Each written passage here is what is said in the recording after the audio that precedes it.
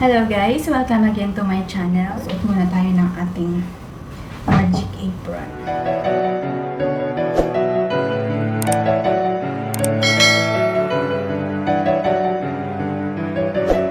Yan, magluluto tayo ngayon guys ng batang fish with spinach sa coconut milk. Then, meron din tayong yung burong kamyas. Masarap din siya, lagyan natin siya mamaya. So, ngayon, magpe-prepare muna tayo ng ating ingredients. So, ito yung ating garlic, ginger, and onion.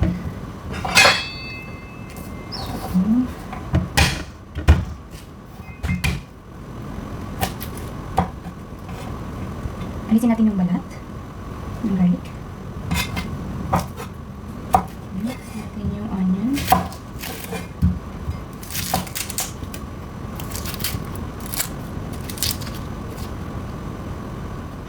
And then, slice natin.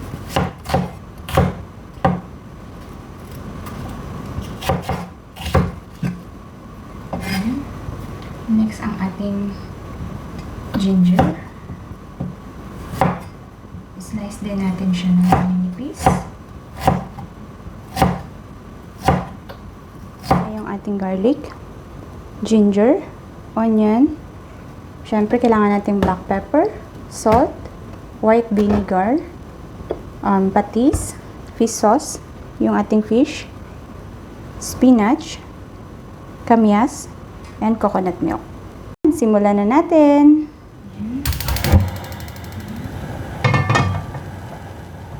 Mainit na yung ating kawali, so nilagay tayo ng konting oil.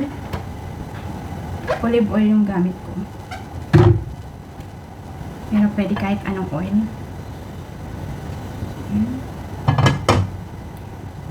Igigisa natin yung ginger. Next natin yung onion. Then, garlic. Tapos, ilagay natin yung ating coconut. Pakuliin yung coconut at pwede na natin ilagay yung fish.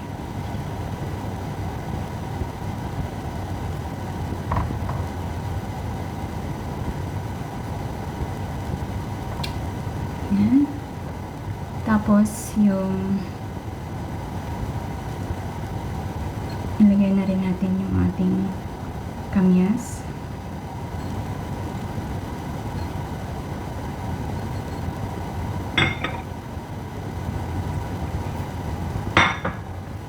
Lagyan natin ng black pepper.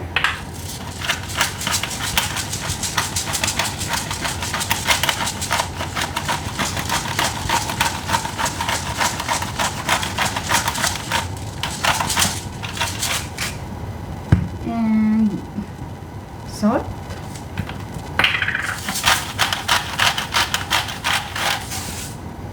And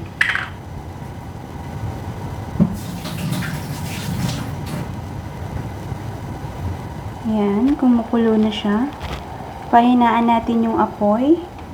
Lagyan natin siya ng chili.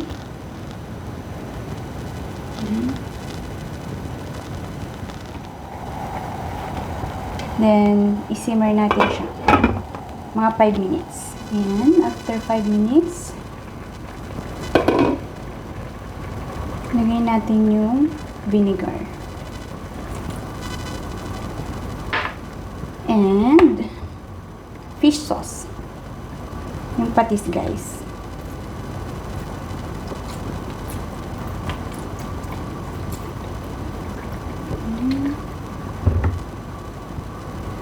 Then, simmer ulit natin ng mga 2 minutes. Maya-maya lalagay natin yung spinach. Yan, ang bango guys. Nakakatakam na.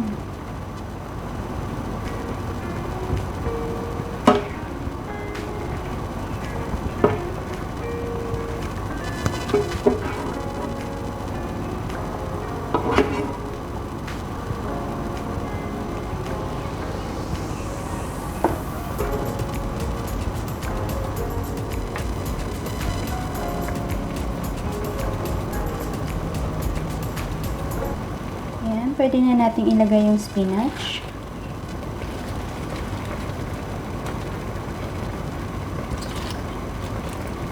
Then, simmer lang ng 1 minute and done.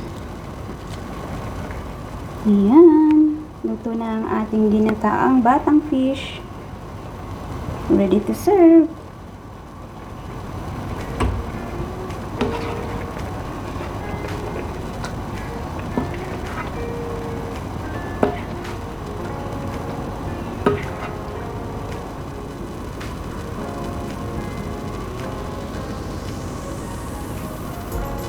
Ayan, ready na tayong kumain.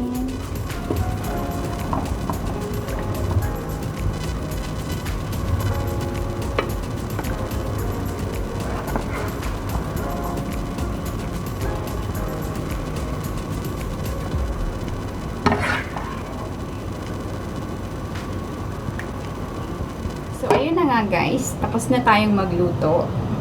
Ready na tayong kumain. Powers is real. Yan.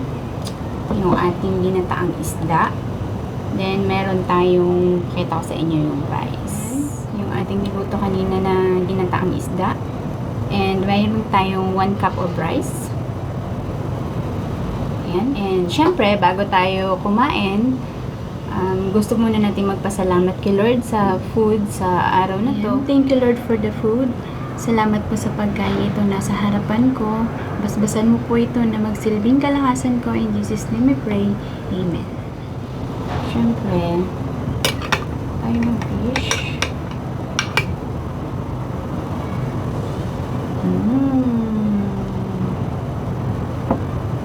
Sarap.